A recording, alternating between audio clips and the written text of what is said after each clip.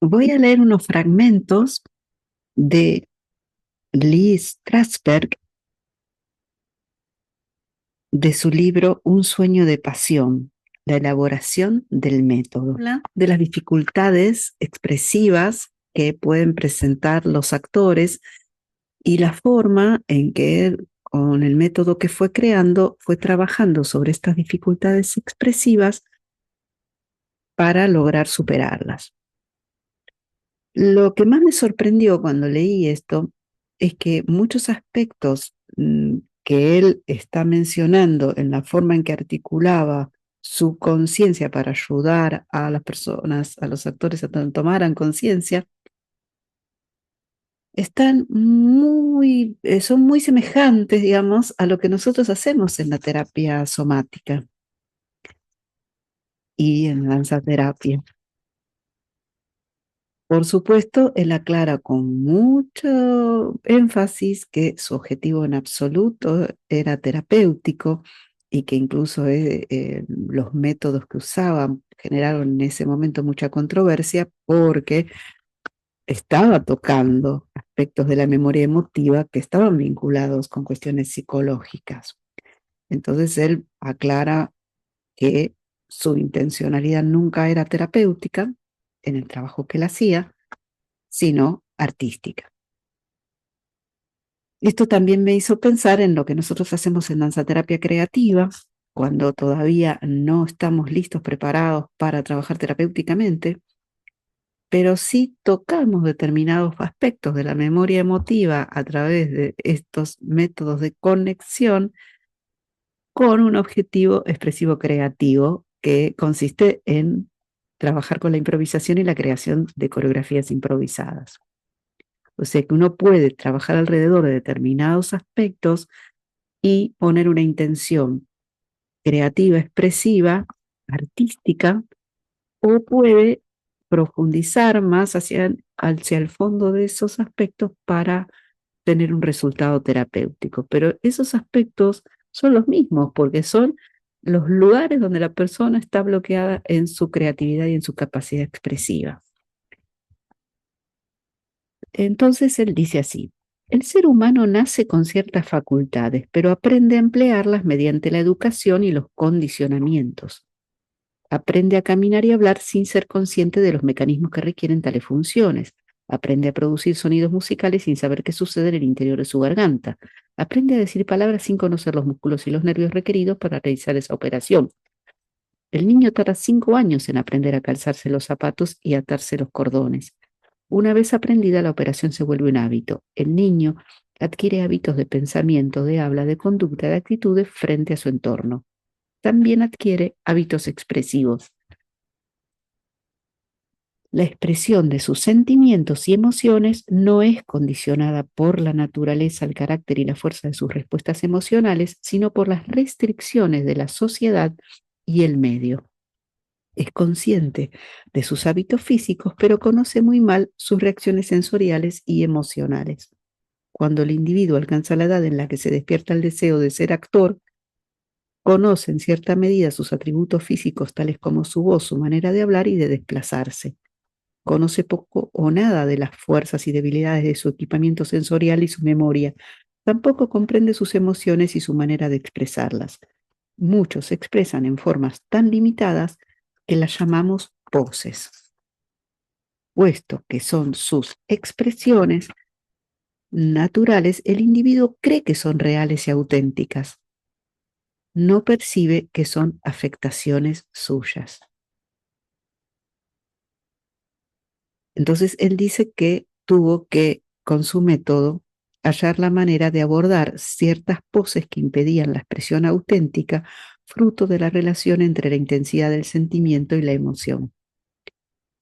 Tuve este problema con una actriz de gran fama y talento. Tenía una serie de poses que eran las características adquiridas de su condicionamiento.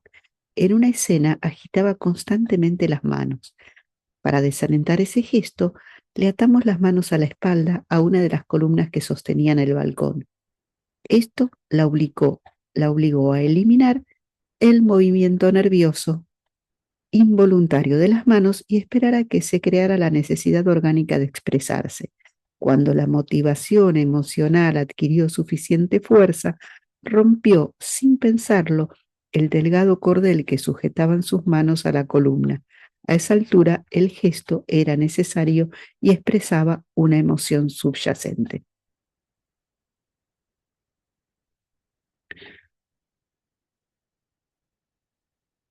Es notable comprobar hasta qué punto los hábitos de expresión están relacionados con las dificultades para expresarse. Con frecuencia, estas dificultades se deben a vivencias reales que condujeron a la adquisición de los hábitos inconscientes. A veces se puede llegar a la raíz de esos hábitos y eliminarlos en el curso de los ejercicios de relajación. Es justo lo que nosotros hacemos en danzaterapia. Una actriz que trabajó conmigo en el estudio durante un periodo extenso tenía graves dificultades para relajarse. Era una actriz profesional que había hecho carrera en la radio.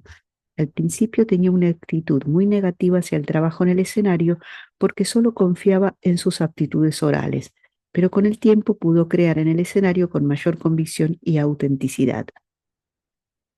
A pesar de sus progresos, le resultaba imposible lograr la relajación de la nuca.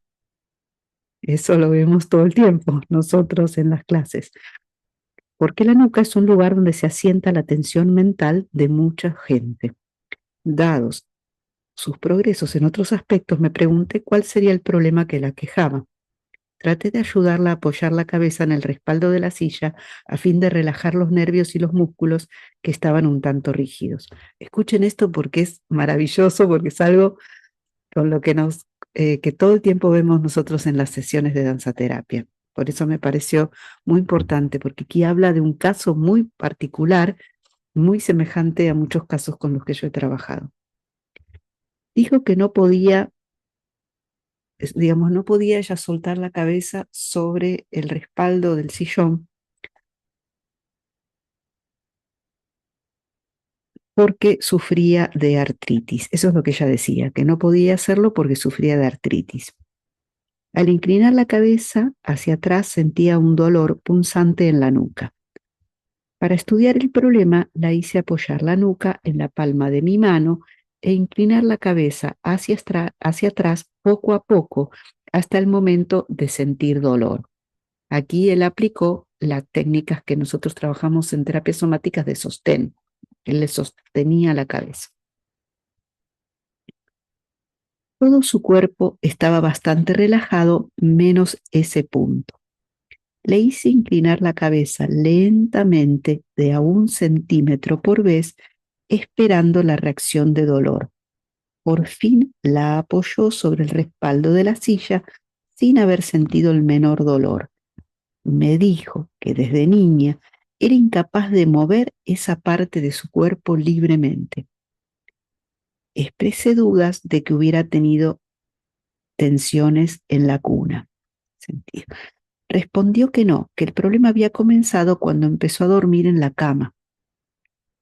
Le pregunté qué había sucedido entonces. Dijo que compartía la cama con una hermana mayor y como era muy movediza e inquieta, su hermana le decía que la mataría si no estaba quieta. Desde entonces le había aparecido esa rigidez en la nuca. Los médicos que la examinaban habían descubierto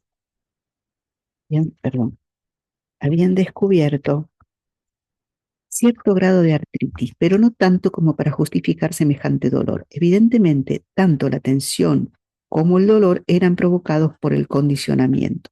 La liberación de esas zonas le permitió despojarse de las poses y tensiones que limitaban su capacidad para expresarse en escena. Bien, hay mucho material aquí en este capítulo para seguir leyendo. Entonces, este método que él aplicó, nosotros, es decir, acá estamos hablando de diferentes cosas. Por un lado estamos hablando de la memoria emotiva, que es lo que se usa en teatro, y nosotros también la usamos cuando hablamos de lo que es la memoria celular, la memoria corporal, física, como el cuerpo recuerda. En este caso, esta mujer de niña había tenido esta situación con su hermana, que le había dicho que le iba a matar si se movía en la cama, y ella como respuesta había tensionado la nuca para controlar su propio movimiento, también por el miedo que le habrá dado la amenaza de la hermana.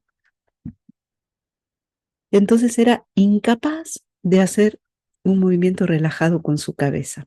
Entonces es la técnica que aplicó, es lo que nosotros llamamos la técnica de sostén, que es justamente colocar tu mano para sostener y esperar. Por eso dice que era de centímetro a centímetro.